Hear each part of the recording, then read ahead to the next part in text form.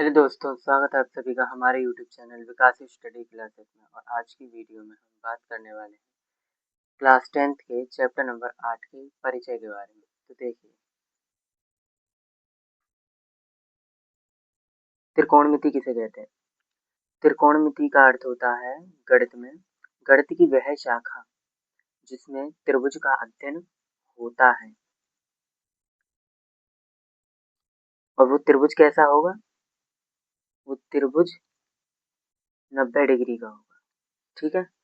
और त्रिकोणमिति त्रिकोणमिति को शॉर्ट में हम ये भी कह सकते हैं कि त्रिभुज का मापन। कैसे त्रिभुज का मापन? जिसका एक कोण कैसा हो? 90 डिग्री का। ठीक है। त्रिकोणमिति को क्या कहते हैं? देखिए, गणित में त्रिकोणमिति को कैसे परिभाषित करेंगे। गणित की वह शाखा जिसमें त्रिभुज का अध्ययन होता है। कैसे त्रिभुज का अध्ययन होता है? जिसका एक कोण 90 डिग्री का हो। ठीक है। अब इसी त्रिकोणमिति को हम शॉर्ट में क्या कह सकते हैं? त्रिभुज का मापन। कैसे त्रिभुज का मापन? जिसका एक कोण 90 डिग्री का हो। ठीक है। देखिए, मान लीजिए मैंने ये एक त्रिभुज ले लिया।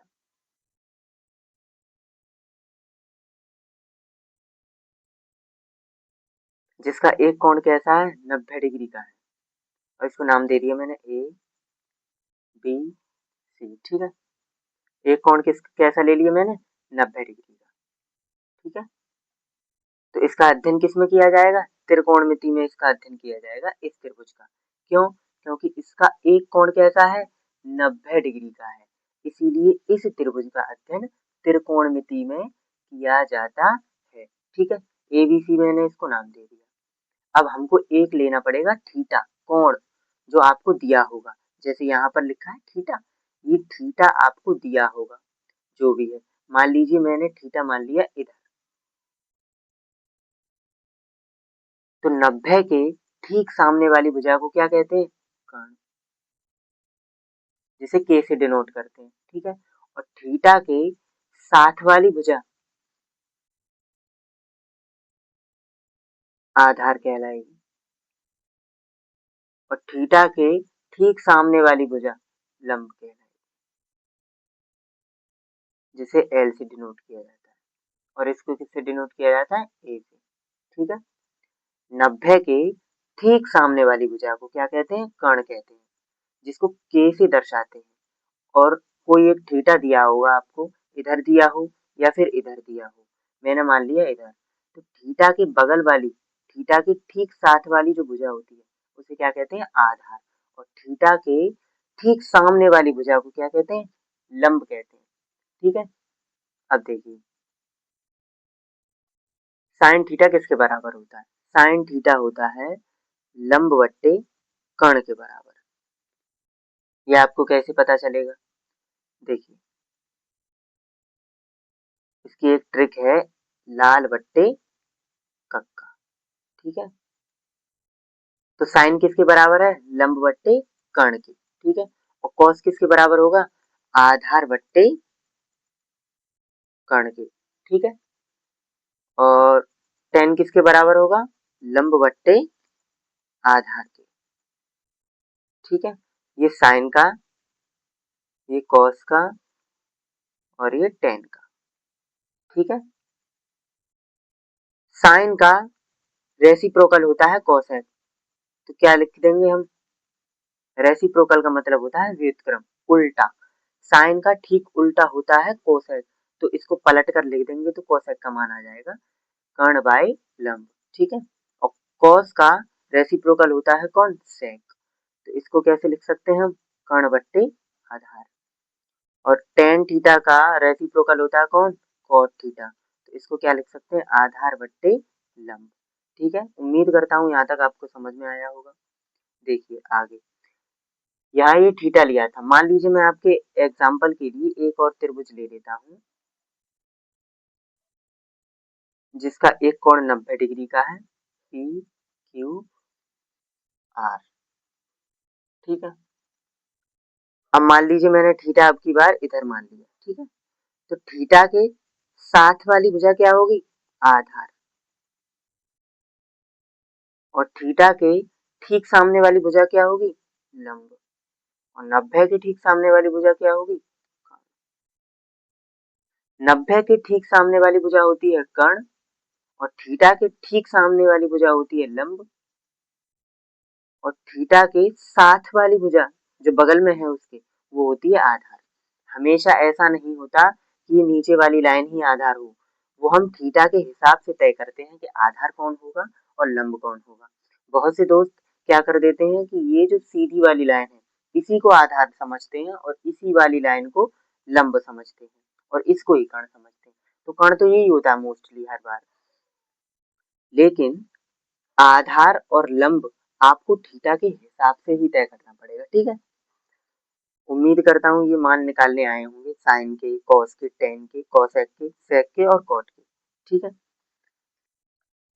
चलिए दोस्तों, तो अब हम बात करते हैं इस चैप्टर के अगले टॉपिक पाइथागोरस प्रमेय के बारे में। क्या होती है पाइथागोरस प्रमेय? कर्ण बराबर आधार का वर्ग, कर्ण का वर्ग बराबर आधार का वर्ग प्लस लंब का वर्ग, ये क्या होती है? पाइथागोरस थ्योरम, पाइथागोरस प्रमेय होती है। ठीक है, ये केवल और केवल उस त्रिभुज में लगाई जाती है जिसका एक कोण 90 डिग्री का होता है, और त्रिकोणमिति में भी हम उसी त्रिभुज का अध्ययन करते हैं जिसका एक कोण कैसा होता है? 90 डिग्री का होता है। और पाइथागोरस भी उसी कोण में लगाई जाती, उसी त्रिभुज में लगाई जाती है जिसका एक कोण कैसा होता है? 90 डिग्री का होता है। ठीक है, अब देखिए, मान लीजिए मैंने आपको दे दिया लंब का मान 12, आधार का मान 5 और कर्ण का मान मेरे पास है नहीं। अब कर्ण का मान निकालेंगे, फिर हमारे पास ये तीनों वैल्यू हो जाएंगी। उसके बाद इन तीनों वैल्यूओं की सहायता से हम इन त्रिकोणमितीय अनुपातों का मान निकालेंगे। ठीक है, देखिए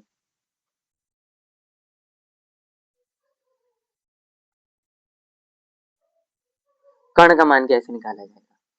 कर्ण का वर्ग, कर्ण को कैसे डिनोट करते हैं? तो मैंने लिख दिया के का वर्ग, आधार का मान क्या दिया है? 5, तो 5 का वर्ग प्लस लंब का मान कितना दिया है? 12, तो 12 का वर्ग। ठीक है, कर्ण का वर्ग, 5 का वर्ग क्या होता है? 25, 12 का वर्ग क्या होता है? 144, और इसका पूरा मान क्या हो जाएगा? 169। ओके, हमको क्या निकालना है? के का मान, और ये क्या है? के स्क्वायर। तो के का मान निकालने के लिए क्या करेंगे? दोनों तरफ रूट ले लेंगे। ठीक है, लिख देंगे दोनों तरफ तरफ वर्ग करने पर, जब दोनों तरफ वर्ग करेंगे तो क्या हो जाएगा?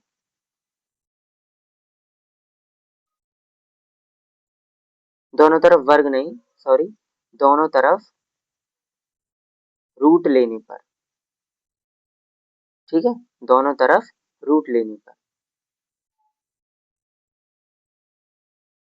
स्क्वायर से रूट खत्म हो जाएगा। ठीक है, और 169 को क्या लिख सकते हैं हम? 13। देखो कैसे, 169 को 13 गुणा 13 लिखा जाता है। जब रूट के अंदर जोड़े बन जाते हैं सेम संख्या के, तो एक संख्या को ही लिख दिया जाता है बाहर, तो ये 13 के बराबर होगा। ठीक है, तो कर्ण का मान क्या आ गया हमारे पास? कर्ण का मान आ गया हमारे पास 13। अब इन तीनों वैल्यूओं की हेल्प से हम इन त्रिकोणमितीय अनुपातों का मान निकालेंगे। ठीक है, त्रिकोणमितीय अनुपात क्या है? Sine theta, cos theta, tan theta, cosec theta, sec theta और कॉट थीटा, ये क्या होते हैं? त्रिकोणमितीय अनुपात होते हैं। तो इन तीनों की हेल्प से अब हम ये निकालेंगे, जैसा कि मैंने पहले बताया था आपको पिछली वाली स्लाइड पर, कि साइन थीटा का मान क्या होता है? लंब बट्टे कर्ण। देखिए फिर से मैं लिख देता हूँ, लाल बट्टे कक्का। साइन का मान क्या होगा? लंब बट्टे कर्ण, और कॉस का मान क्या होगा? आधार बट्टे कर्ण।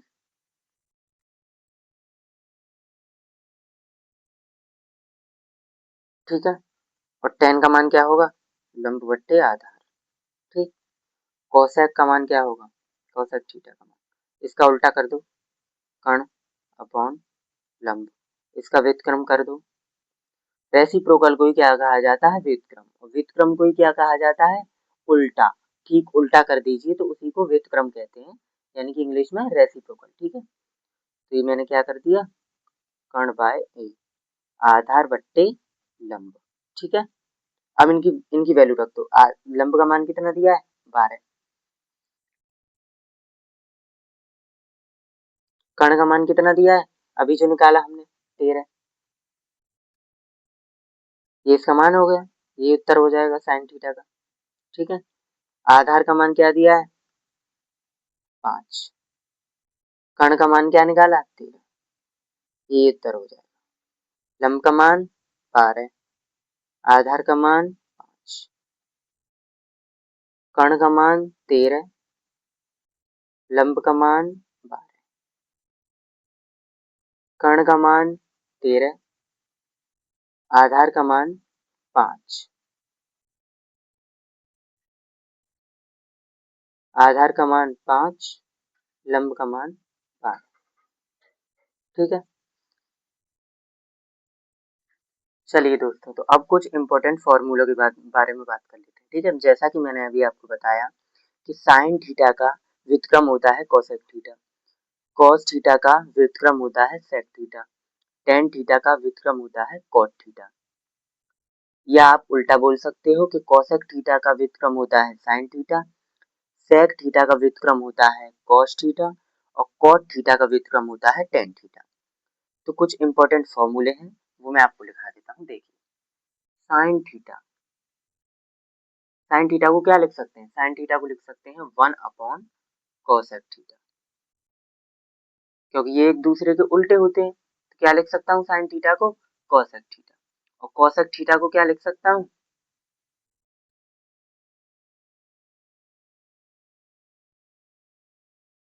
क्योंकि ये आपस में एक दूसरे के उल्टे होते हैं। ठीक है, अब देखिए, कॉस थीटा को क्या लिख सकता हूँ, 1 अपॉन सेक थीटा, और सेक थीटा को क्या लिख सकता हूँ, कॉस थीटा। ठीक है, इसी तरह टेन थीटा को क्या लिख सकता हूँ, 1 अपॉन कॉट थीटा, और कॉट थीटा को क्या लिख सकता हूँ, 1 अपॉन टेन थीटा। ठीक है, चलिए दोस्तों, तो अब हम बात कर लेते हैं कुछ विशिष्ट कोणों के लिए त्रिकोणमितीय अनुपातों का मान क्या होगा। ठीक है, जैसे कि यहाँ पर आपको थीटा दिख रहा होगा, sine theta, cos theta, tan theta, cosec theta, sec theta, cot theta. ठीक है मेरे भाई, तो यहाँ थीटा की जगह आपको 0 डिग्री भी दे सकता है, थीटा की जगह आपको 30 डिग्री भी दे सकता है, थीटा की जगह आपको 45 डिग्री भी दे सकता है, 60 डिग्री भी दे सकता है, और 90 डिग्री भी दे सकता है। तो आप इसका मान कैसे ज्ञात करेंगे? जी नहीं, आपको ये मान याद करने पड़ेंगे, क्योंकि ये कुछ विशिष्ट कोणों की त्रिकोणमितीय अनुपातों के मान हैं जो आपको रटने ही पड़ेंगे, जो आपकी एनसीईआरटी बुक में दिए हुए हैं। अब देखिए, इसको 1 से 2 मिनट में कैसे बनाना है, अगर आपको याद नहीं हो पाता है तो 1 से 2 मिनट में अपनी कॉपी में कैसे छापना है, इसकी एक अच्छी वाली, बहुत अच्छी ट्रिक है जो कि मैंने दूसरे वीडियो में बताई है। ठीक है, अगर आपको वो ट्रिक देखनी है तो दूसरी वीडियो को जरूर देखें, जिससे कि आपको, अगर ये ट्रिग्नोमेट्रिक टेबल याद नहीं होती है तो आप उसे आसानी से ड्रॉ कर पाएंगे। ठीक है, उस ट्रिक के माध्यम से। चलिए बात करते हैं कि ये वैल्यू कैसे याद करनी है। जैसे sine 0, sine theta, sine theta, theta की जगह पर क्या दे रखा है, 0, तो साइन 0 का मान कितना है, 0। साइन 30 का मान, देखिए कॉस ये रहा और 30 ये रहा, तो कॉस 30 का मान कितना होगा, कॉस में जाइए और 30 में जाइए, तो ये वैल्यू मिलेगी आपको। कॉस में जाइए और 30 में जाइए, तो ये मिलेगी आपको, तो क्या हो गई, कॉस 30 का मान, कॉस 30 डिग्री का मान कितना हो गया, √3/2। ठीक है, अब जैसे कि मान लो आपको ज्ञात करना है कॉसेक 60 का मान, तो कॉसेक की लाइन में जाइए, जाइए जाइए जाइए और 60 की लाइन में जाइए, तो कॉसेक की लाइन में और 60 की लाइन में आपको ये चीज दिखेगी। देखिए कॉसेक में आया में और 60 में आया में, देखिए कॉसेक में और 60 में, तो आपको ये चीज देखने मिलेगी। इसी को क्या कहेंगे, कोसेक 60 डिग्री का मान, ठीक है, 2/√3, ठीक है। अब जैसे आपको ज्ञात करना है, मान लीजिए कॉट 45 का मान, ठीक है, तो कॉट में जाइए और 45 में आइए, यहाँ दोनों लाइन मिली है, तो ये क्या हो गया, कॉट 45 का मान, कॉट 45 डिग्री का मान, ठीक है। तो इस तरह से आपको ये वैल्यू समझ में आनी चाहिए कि किस तरह से इनकी वैल्यू इस सारणी में लिखी हुई है, ठीक है। आपको ये चीज समझ में आ गई हो तो आप इसको याद कर लेना। अगर आपको याद नहीं भी होती है तो आप उस वीडियो को जरूर देखना जो मैंने ट्रिक की बनाई है, जिससे आप आसानी से इसे अलग पेज पर 1 से 2 मिनट में ड्रॉ कर पाएंगे, ठीक है। तो चलिए दोस्तों, अब बात कर लेते हैं हम त्रिकोणमितीय सूत्रों के बारे में, ठीक है। जैसे आगे आने वाली प्रश्नावली 8.1, 8.2, 8.3 उनमें जितने भी क्वेश्चन होंगे उनको सॉल्व करने के लिए आपको इन सूत्रों की जरूरत पड़ेगी। तो आपको ये सूत्र क्या करने हैं, याद करने हैं, ठीक है। तभी वो क्वेश्चन सॉल्व होंगे, वरना वो क्वेश्चन सॉल्व नहीं होंगे, ठीक है। अब देखिए कैसे फॉर्मूले हैं। Sine square theta plus cos square theta equals to किसके बराबर होता है, 1 के बराबर होता है, ठीक है। Sec square theta minus tan square theta किसके बराबर होता है, 1 के बराबर होता है। Cosec square theta minus cot square theta किसके बराबर होता है, 1 के बराबर होता है। अब इनसे ही ये फॉर्मूले ड्राइव होकर आए, कैसे देखिए, साइन स्क्वायर का जब पक्षांतर करेंगे तो यहाँ प्लस का है, तो यहाँ जाकर कैसा हो जाएगा, माइनस का हो जाएगा। टेन स्क्वायर थीटा यहाँ माइनस का है, तो इधर जाकर कैसा हो जाएगा, प्लस का हो जाएगा, ठीक है। कॉट स्क्वायर थीटा यहाँ माइनस का है, पक्षांतर होकर जाएगा, प्लस का हो जाएगा। तो इन तीनों से ही ये तीनों फॉर्मूले बने हैं, ठीक है। अब इसको ही, इसी फॉर्मूले को ऐसा लिखा जा सकता है और इसी फॉर्मूले को ऐसा लिखा जा सकता है। यहाँ हमने साइन का पक्षांतर किया और ये इस फॉर्मूले हमने कॉस का पक्षांतर किया। देखिए कॉस स्क्वायर थीटा का पक्षांतर करेंगे तो क्या हो जाएगा, कॉस स्क्वायर थीटा यहाँ पर माइनस का हो जाएगा और साइन तो यहाँ है ये प्लस का, ठीक है। इस वाले फॉर्मूले में हमने कॉस का पक्षांतर किया तो ये आया, और इस वाले फॉर्मूले में हमने साइन स्क्वायर का पक्षांतर किया। साइन स्क्वायर थीटा का पक्षांतर करेंगे तो क्या आ जाएगा, cos square theta is equal to 1 minus sine square theta.